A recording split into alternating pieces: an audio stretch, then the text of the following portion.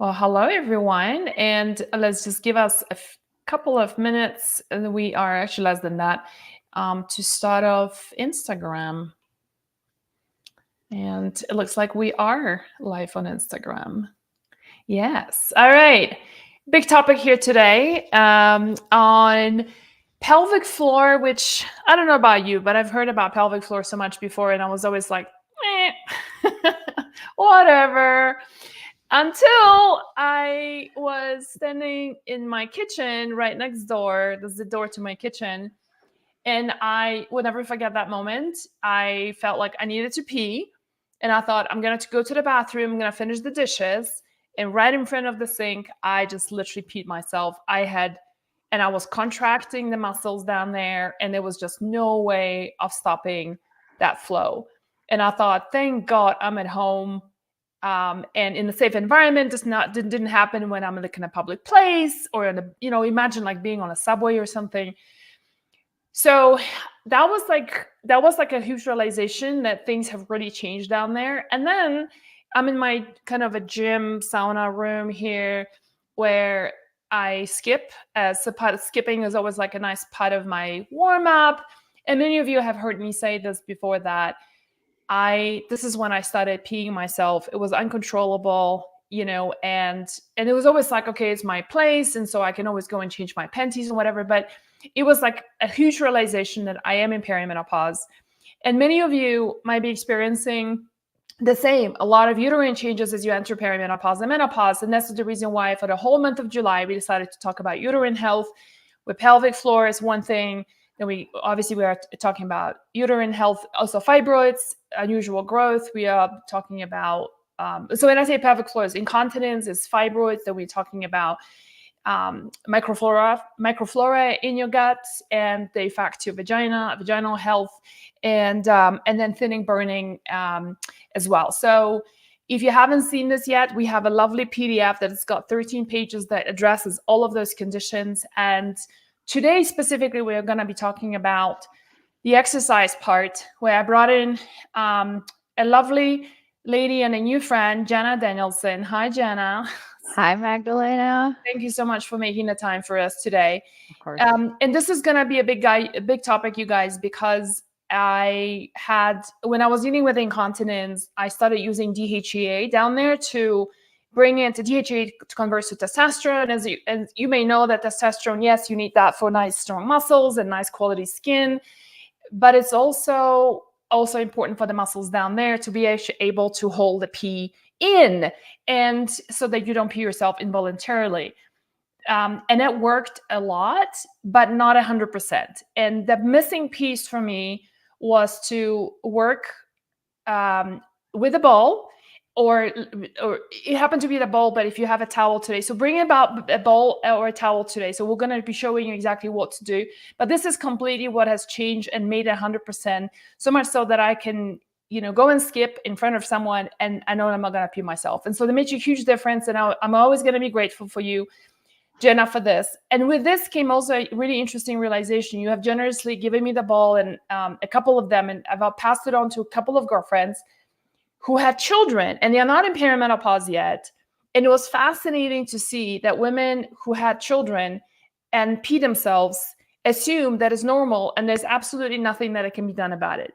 And so I passed them on the balls, and that has completely changed how they perceive urination. So it's like whether it's like a little leak that you sneeze or jump or rebound or whatever it is, or whether it's a full-on thing, it can make a huge difference. So when I met you, you were doing this amazing presentation at this conference, and you won it as the best presenter, by the way. That's how good she is.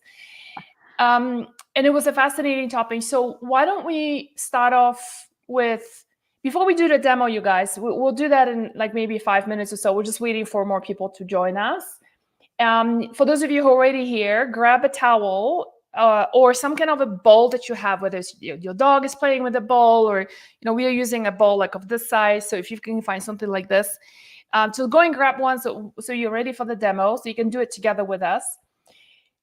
In the meantime, I want to just let's talk a little bit about why is it that we assume First of all, the pelvic floor thing, it seems so boring, so uninteresting, so irrelevant. And then we also have this whole thing of women assume that it's totally normal to pee themselves, whether it's because of hormonal changes or whether it's because of pregnancy. What's going on?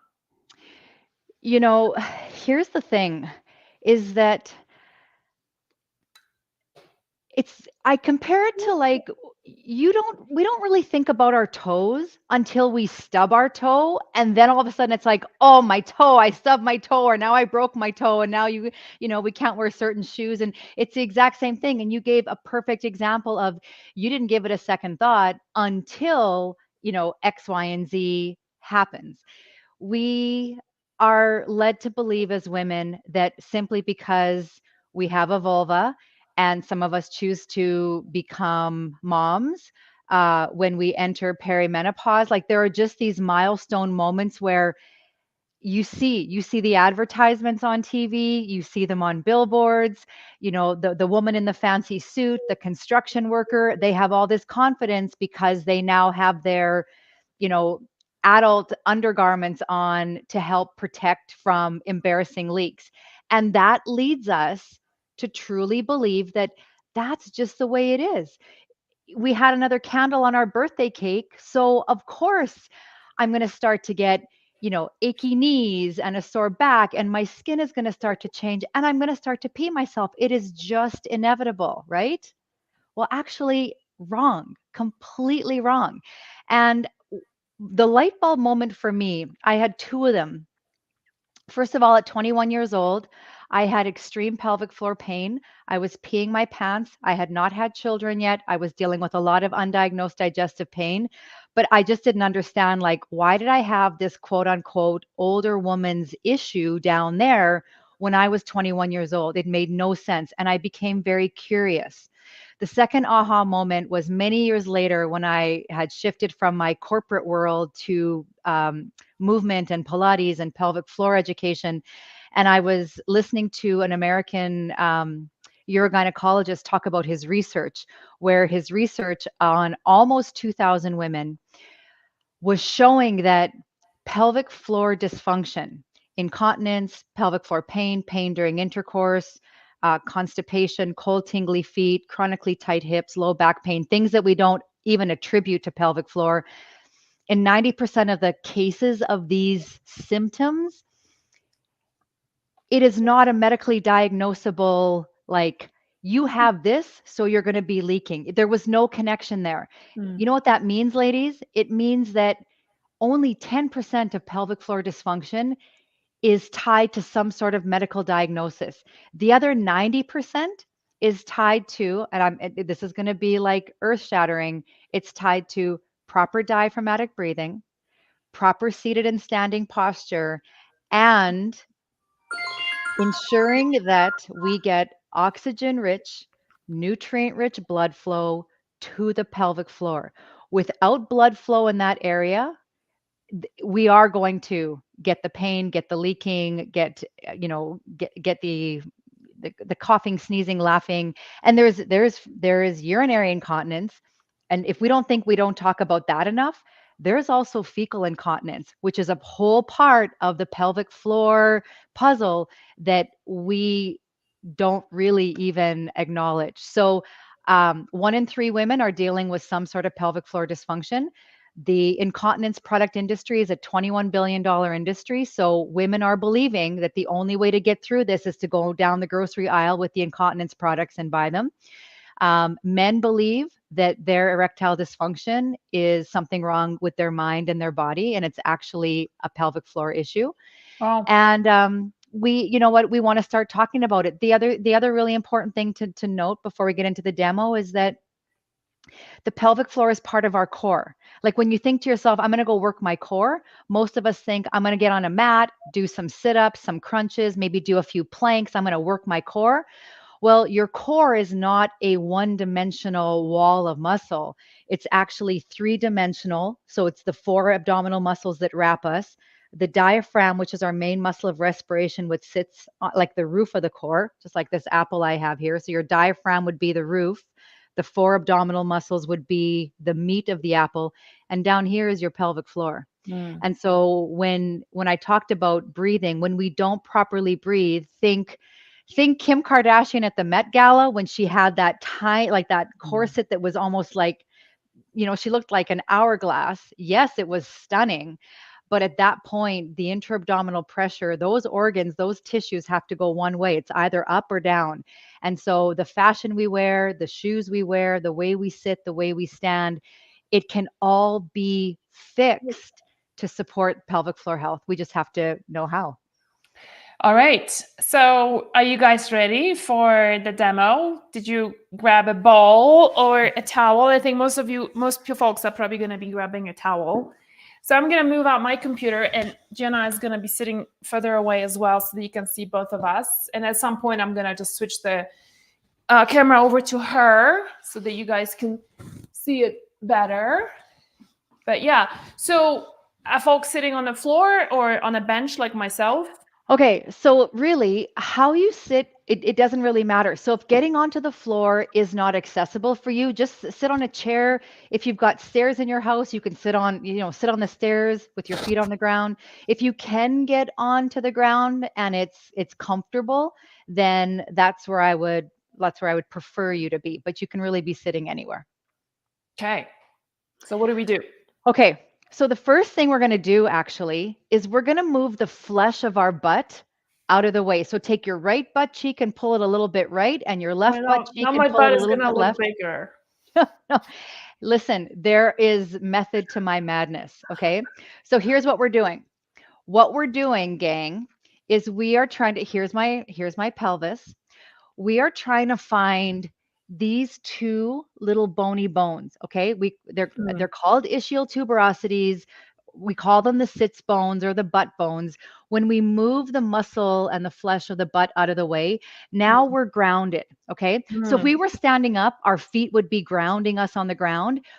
When we're learning how to get better at pelvic floor fitness, we want to be grounded. So we got to create these little tiny feet in our butt, on our chair, and on our mat. And that's why let's say, if you're on your couch, it's going to be harder to find that grounding Mm. versus if you were like on a wooden kitchen chair or on a bench like Magdalena is. Okay. So you might want to not be on something so cushiony.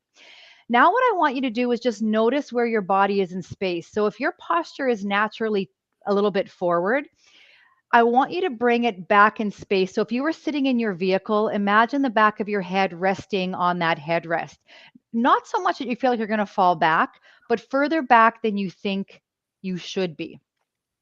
Now, we're going to bust this myth that the Kegel is the way to strengthen the pelvic floor because in 70% of the female population, we already have a pelvic floor that's too tight. It's called hypertonic. So Kegels, ladies, actually make our pelvic floor dysfunction worse in 70% of our bodies.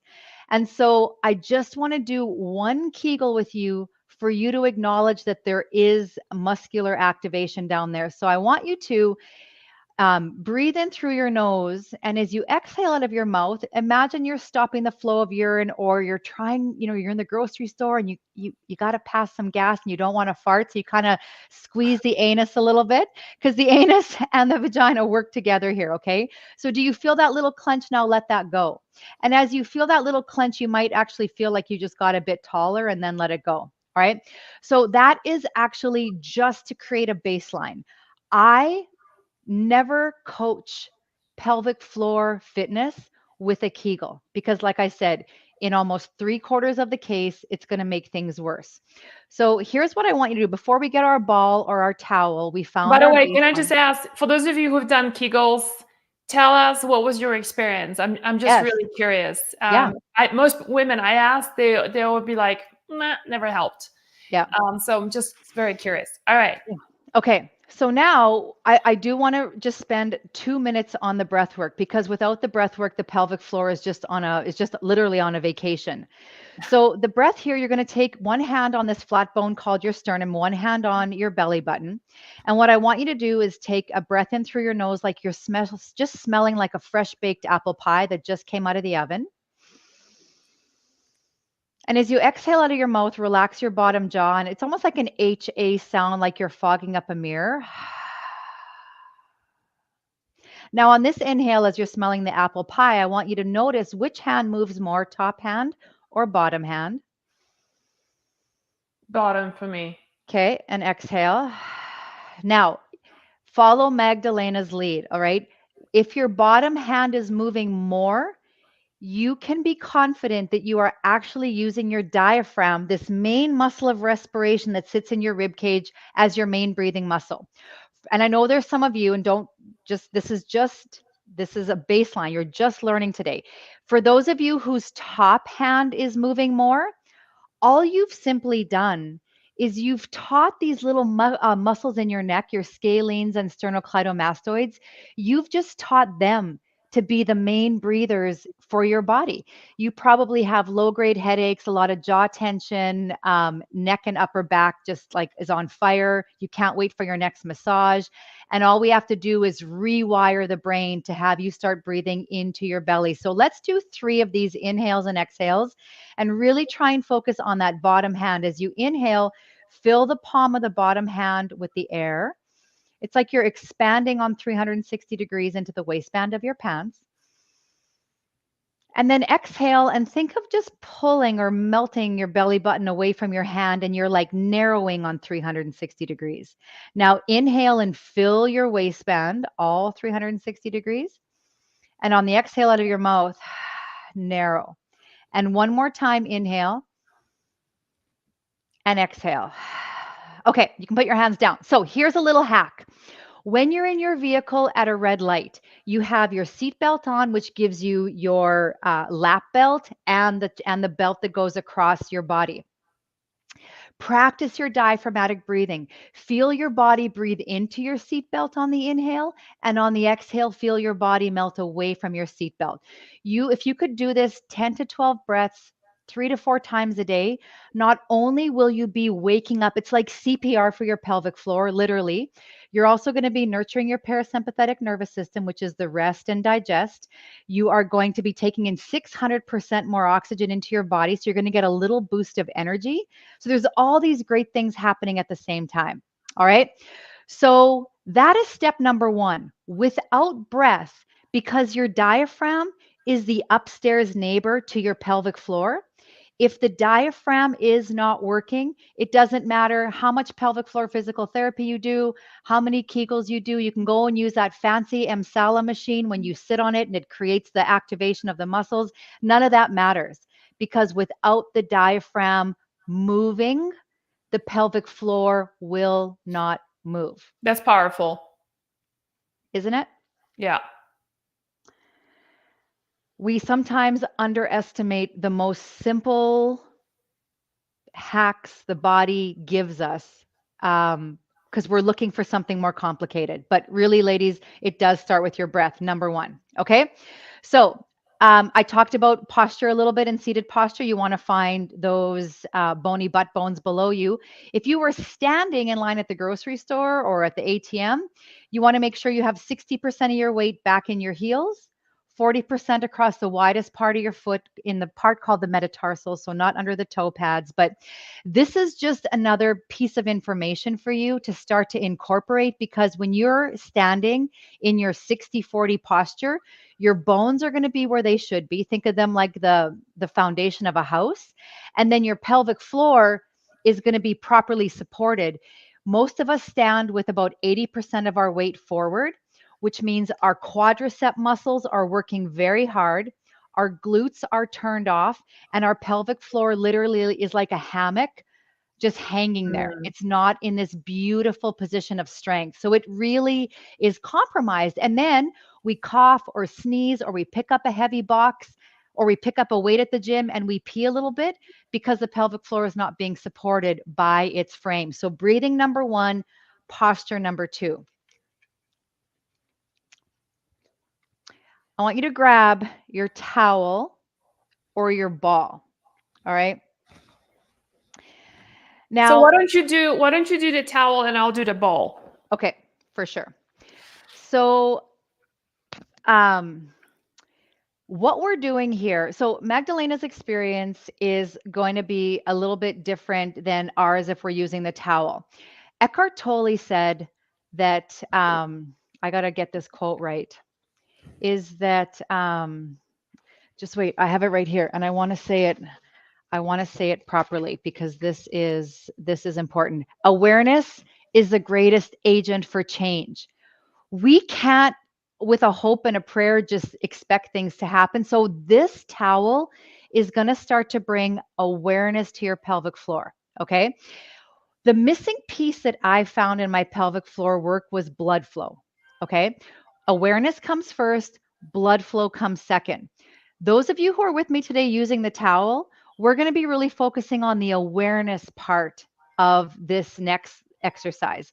Magdalena with the ball is going to be focusing on awareness plus bringing that blood flow. All right. So I just have like a basic like bathroom towel. I rolled it up and then I want you to fold it so it's I don't know, like maybe a hand's width wide.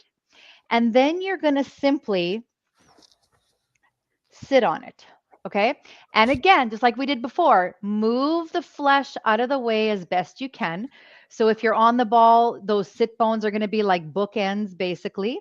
On the towel, it should be very similar. You should feel them just flanking that towel a little bit. Now we have this, it's like a stage. Okay. Like we're going to perform on this stage.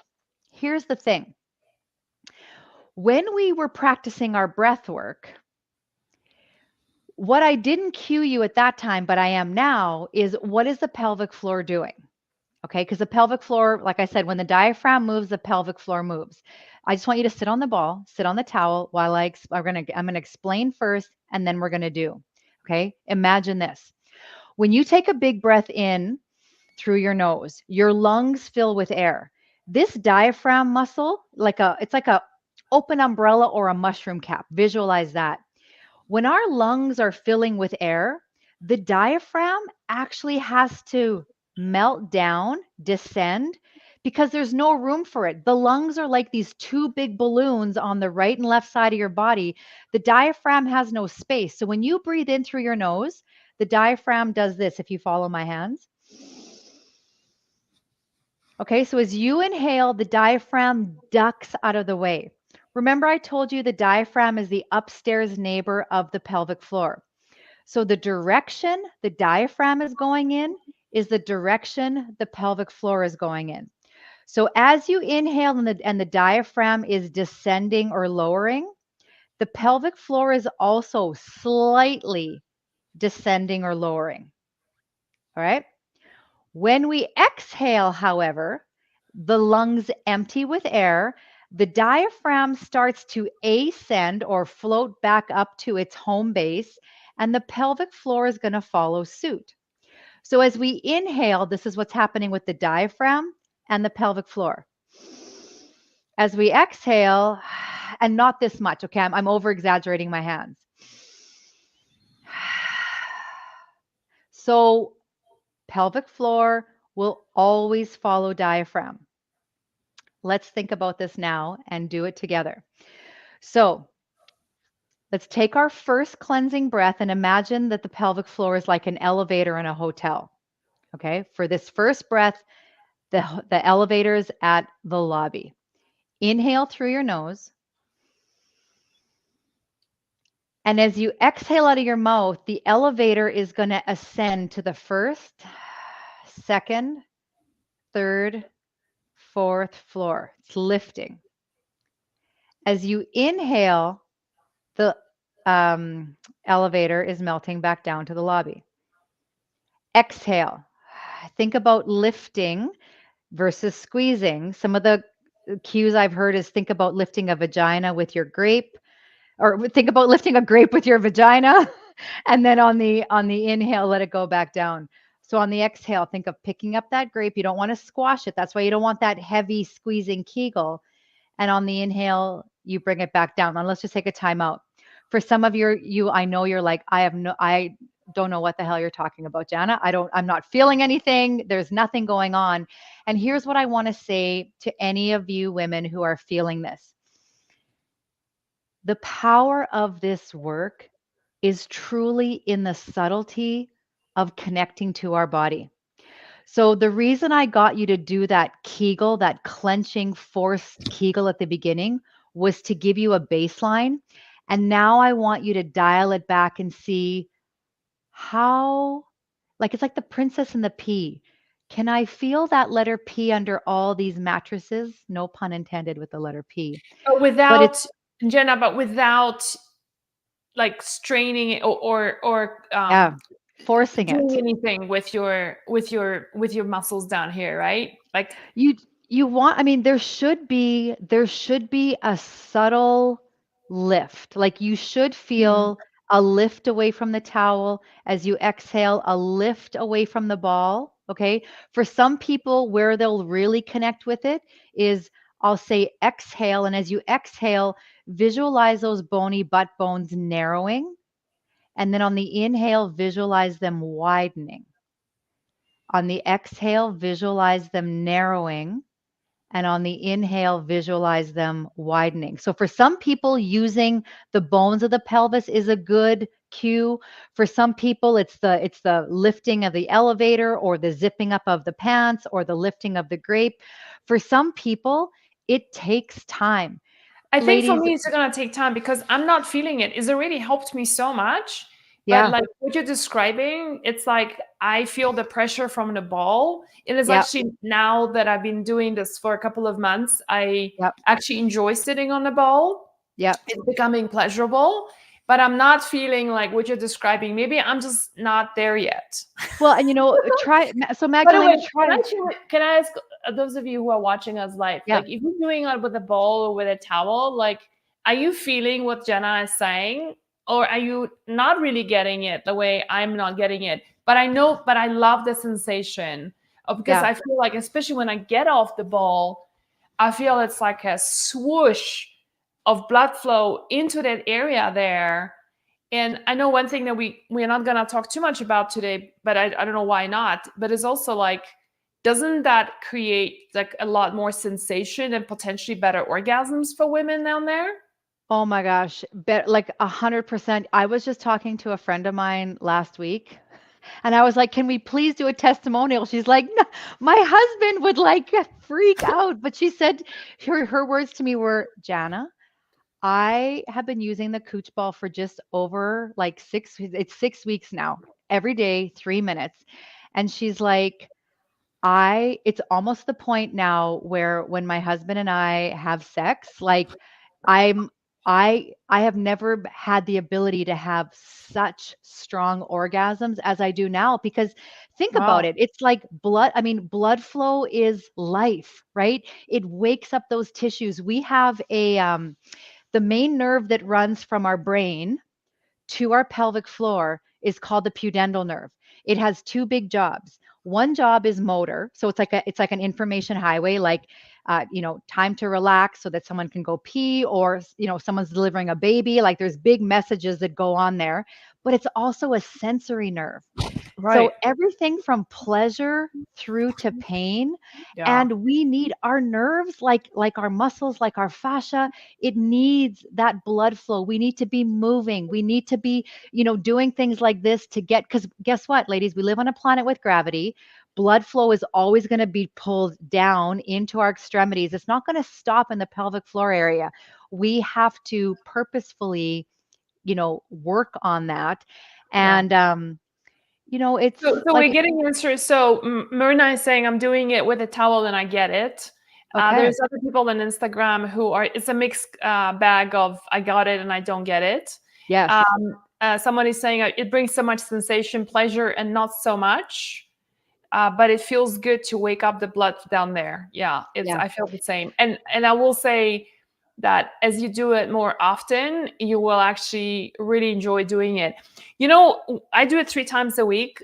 I combine it with my workouts, and so before I skip and all that good stuff, it's in the gym right now in my gym room, and I'll just sit on it for 3 minutes, and it's part of my warm up and doing the abdominal diaphragm breathing that you teach.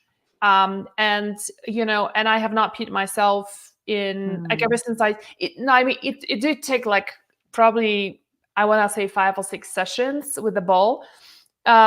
So before it kind of kicked in and I started feeling the difference. So tell us about the ball, because the difference between the ball and a towel is I mean, it's quite profound. Do you want to talk a little bit about that? The towel is great as a starting point, but if you are Absolutely. really want to get some really great results, get the ball. Yeah. Tell us about the ball. What's so special about it? Okay. So this is the cooch ball. I have three boys. This is like my fourth child. I birthed this ball. I birthed this ball. I didn't push it out of my body, but I birthed this ball because I felt like there was a major disconnect. I'm a Pilates instructor. I used to own a Pilates studio, and I would teach Pilates and I would start talking about the pelvic floor, and all my clients would get super weird. They wouldn't make eye contact with me. The energy just got really awkward. And I was like, why? And so I knew that blood flow was the missing piece. I knew that. That's why when you go and get a massage or get acupuncture, healing happens because of blood flow.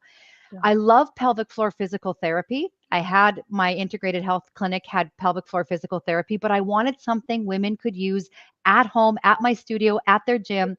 And so this ball I became so passionate and obsessive about creating something for women. So what you don't see in this ball, ladies, is the what's inside. So this is not just it's a system, right? We call it the PFF system, the pelvic fix and fit system, powered by the cooch ball. What you don't see is under the layer of blue, this outer covering, there's a really cool nylon thread that I found that we wrap the bladder of the ball in a really interesting pattern so that, like you saw Magdalena set on her ball, the weight of the body on the ball will create this beautiful sensation. Not like, and you have to be mindful because if the ball is if it was too hard, like if we sat on a bowling ball, Yeah. your sympathetic nervous system would freak out. You Well, would yeah. go into protect mode. And if it's not, doesn't have enough oomph to it, it's going to be like, meh, right? Yeah. So with the cooch ball, you blow it up about 80%. You make sure there's a little bit of give to it so that your body can like melt into it. And then it simply is you work up to 3 minutes a day. Um, I wish it was more complicated than that, but what is essentially happening in that 3 minutes with the weight of your body on the ball? We are melting through fascial restrictions. Fascia is connective tissue. It's like a spider web in our body. When we are dehydrated and overcaffeinated, have poor posture, not sleeping well, our fascia becomes like balls of cotton batting instead of beautiful silky webbing. And Mm. then what it does, instead of gliding along our muscle fibers, which is what it's meant to do, it sticks, it wraps, and it restricts like a boa constrictor. And then a muscle without blood is a muscle without nourishment. And over time, that muscle is going to die. So, what we're doing when we sit on the ball, when we're breathing on the ball, we are creating an opportunity and an environment for change, bringing that blood flow. We're literally bringing life to the pelvic floor. And I love the fact that there's so you see the hole here. So this it comes with a little pump. So the pump, you just blow it up to whatever you need, and you might need to do softer first because it might just hurt so much that is just not gonna work for you initially. And then you can then use the pump again to pump it up more, which is kind of is really cool. I love that about the cooch ball. Well, and you bring up a really important point. So let's quickly talk about that ouch factor. There is going to be some ouch factor, and there is really no way of escaping it. And here's what I've learned over my years of pelvic floor training is that the health of the pelvic floor and the ouch factor are going to have an inverse relationship. So the less healthy those fibers are, the ouch factor is going to be jacked up. And like you said, I mean, you might actually I have women sometimes that start with like 5 seconds. They'll just do 3 breaths and then they're out. And then over each week, 4 weeks, 5 weeks, they get up to 60 seconds and 90 seconds. Here's the thing, the number one rule is let your breath be your guide. As long as you are breathing diaphragmatically, you are in parasympathetic mode and you are good to go. As soon as your breath becomes erratic or non existent, you have flipped the needle to sympathetic and it's just time. Like, don't be disappointed by your body, just be humbled by her. She's done the best she can for that day. And if it's 30 seconds, get off the ball. You can get on your towel and you can just breathe for the rest of the 2.5 minutes. Yeah. But that is how we start to reconnect with our Yeah. body. So you're using your breath. So that's really huge. So for those of you who are on Facebook and YouTube, I just posted the link where you can get the ball. People are asking to get the ball. Jana did something, and then for Instagrammers, for those of you watching us on Instagram, it's in our bio link, basically. So here is the thing. You did something special for us, Jana, I and that did. is so we are when you're getting the ball from Welena's, the link. What is a special thing you want to talk about this you did Yeah. for us? So, um, you know, Magdalena, when I met you, and ladies, you might have this experience where you meet someone and it is literally for the first time, but you feel like you have been like these soul sisters forever. And that's how I felt when I first met you. You invited me into your home for dinner. And so I wanted to do something special for your community because you are such an amazing person and how you show up. So, ladies, what I have for you, so make sure you use Magdalena's link, use the Welena link. Don't go to Amazon, don't go to my website, use this link because you're going to get a bonus. All right. So you're going to get your cooch ball with your pump. It comes with a little travel bag. Um, it's going to come with a postcard in it. You're going to get access to the PFF system, the Pilates or the pelvic fix and fit system. You're gonna have getting started, how to fill up your ball, how to sit on your ball, how to breathe on your ball. And then I've combined my two loves of pelvic floor work and Pilates, and I created a workout with the cooch ball called Mm. Coochalates. So you're gonna get that, okay? But you're also going to get a course that I normally sell for $47. I've just thrown it in today. It's called the Cooch Fix Pack Mini. All right. So, what I've done over the last few years is this Cooch ball is not just a one trick pony. She is amazing for releasing neck tension. I get, my tummy is kind of where I hold my stress, so I can get bloated very easily.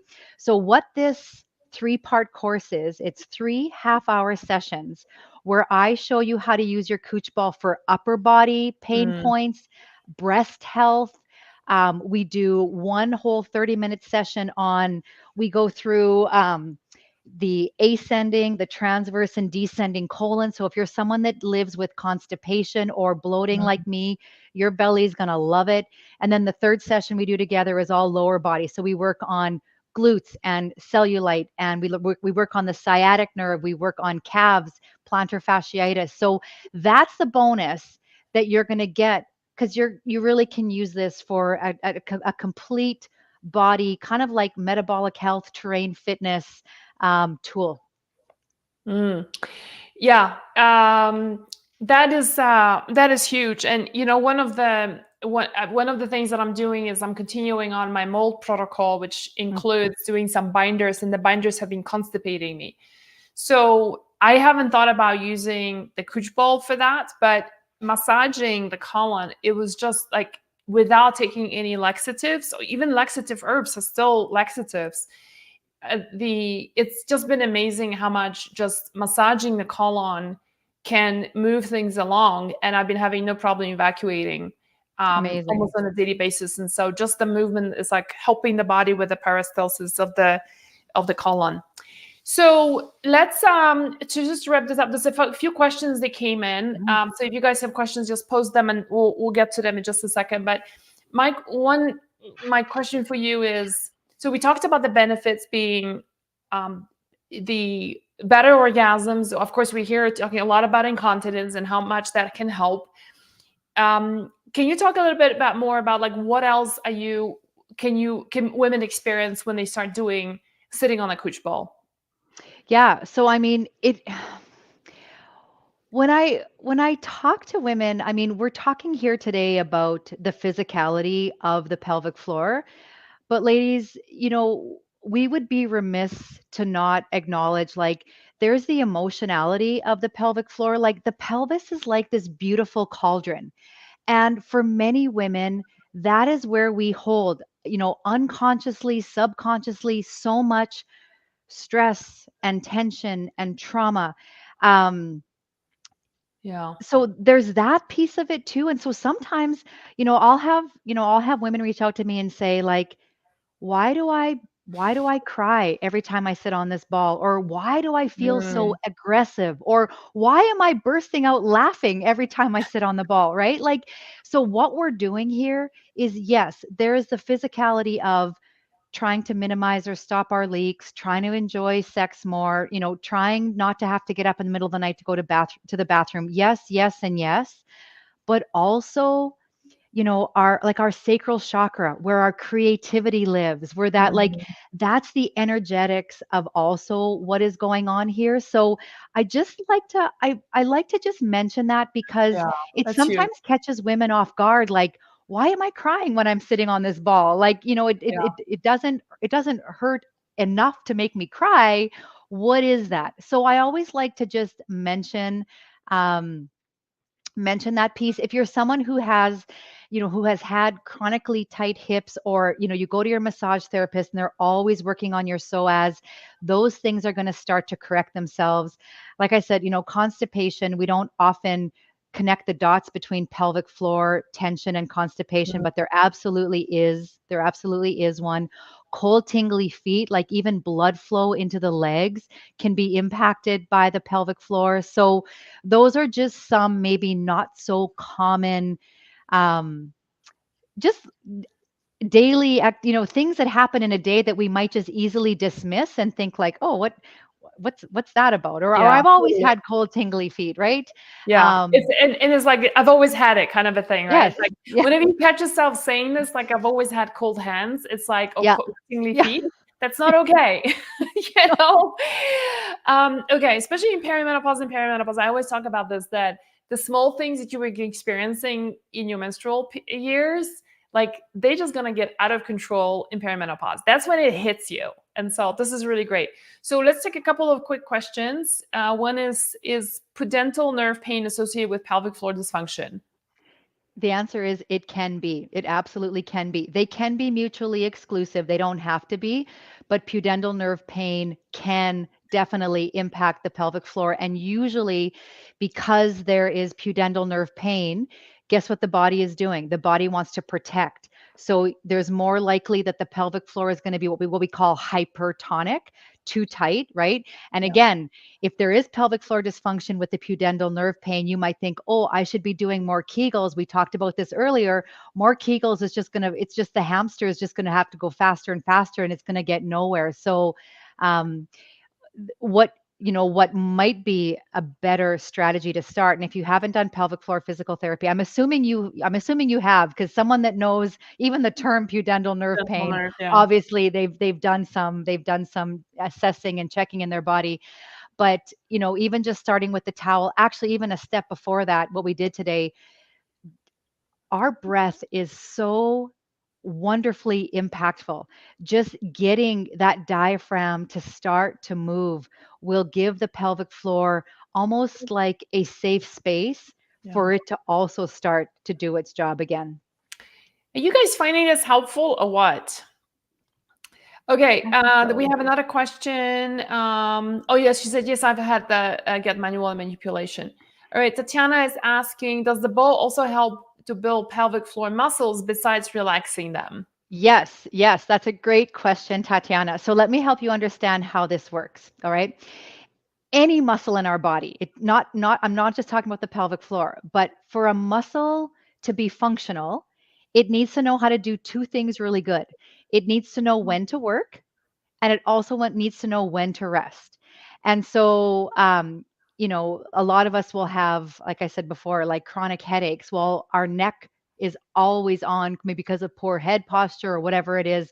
When it comes to the pelvic floor, when you're sitting on the ball, the weight of your body on the ball creates, like I said, that relaxation, that blood flow comes in, works through the fascial restrictions.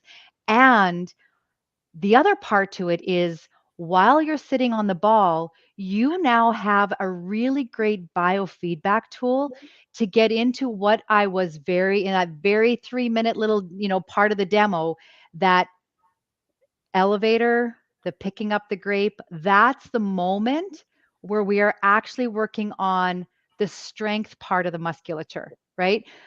versus the relaxation or the rest part of the musculature. And that's why for some of you, you still may not be feeling the lift and lower for one of two reasons. Either, or one of three reasons, I'm going to say.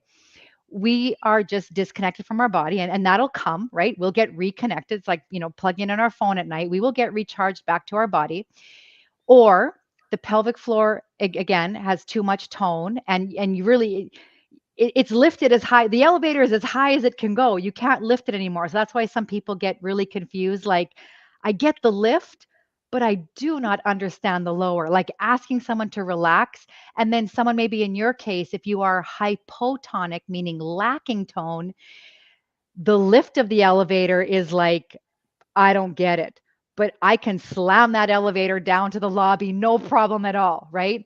So this is where the cooch ball is like, what do you need? What do you need? Do you need a little bit of the rest? Do you need a little bit of the work? And then as you start to use your breath and your posture, the process will just continue to, to move forward. And the one thing is, usually that ouch factor is going to be Guide. your guide. It's your confidence, right? We don't have eyes up inside of us. So as you get a better functioning pelvic floor, that ouch factor, you heard Magdalena say it, like, I actually enjoy it now, right? That's how I know that change is being impacted. So yes, it does help build and strengthen the pelvic floor just as much as it does the other side of the coin, which is teach it how to rest. Awesome. We're coming to the top of the hour. So many people on Instagram are asking if the demo is already done. Yes, we're done with the demo, but when we hang up, the video is going to be available like probably within 10 minutes or so. So you can then watch it. Do we get questions about, do you have an Instagram account you want to share with us? Yeah, so it's just my name, Jana with one N, Jana .Danielson, Danielson is where you can find me. Okay. And it doesn't have a one in it, right? Just Jana No, I got to Danielson? get rid of that one. The one is Okay. my old one. I got to get, don't like the one That's with the what came one. up when I wanted to tag you in the story Yes. today. That's what came out first. So, Yes. okay, So good to know. Jana.Danielson. I'm going to go actually right as soon as we get off and get rid of that Okay. old one. Yeah. And so just to confirm, I just want to confirm you're contracting the muscles that when you breathe out. You got it, Tatiana. So when you are exhaling, the elevator is rising. Yep. Yeah, nice. Okay, we've got some very keen students here. All right, you guys, I hope this is helpful. I cannot tell you how this was really the missing piece for me. And I started off because of incontinence, but I feel like a sense of revival. That's why, we use the whole campaign during this month of July, where we asked you to, if you want the PDF from us, is to comment with the word revival. That's why we called it revival. Because, we were sitting with my team and wondering like what word to use. And they're like, no vagina, no uterine. Like, I don't want, one of the girls, the project manager on our team, she's like, I don't want to post stuff that I have like problems with my down there's, So we just landed on the word revival because I feel like it's been a huge sense of revival for my own pelvic health. And I love the quote that you pulled out, because it really starts with awareness. I am embarrassed to admit that as a healthcare practitioner, I had zero appreciation for the pelvic floor and how little understanding of it and appreciation until I peed myself. And so uncontrollably in my kitchen. And then, when the peeing continued on, when skipping rope and before I warm up, as a warm up to work out. So I hope you guys, you're going to find this as helpful as we are. If you are not able to get the ball right away, then start off with a towel. Just start doing something. I always say it doesn't have to be perfect. Perfection is not what we were after. It's consistency and doing it 3 times, 4 times a week and seeing the results. Then you're like, now I'm ready to invest in a ball. I'm going to commit to watching the videos that Jana is giving us and doing all that amazing work so that you feel like yourself again. You feel revived down there. All right. Thank you so much, everyone, for being here today, being such a great student. And stay tuned for the reply. It's going to be available just shortly for those of you who are a little bit late. Thank you so much, Jana, for being here with us. You're welcome.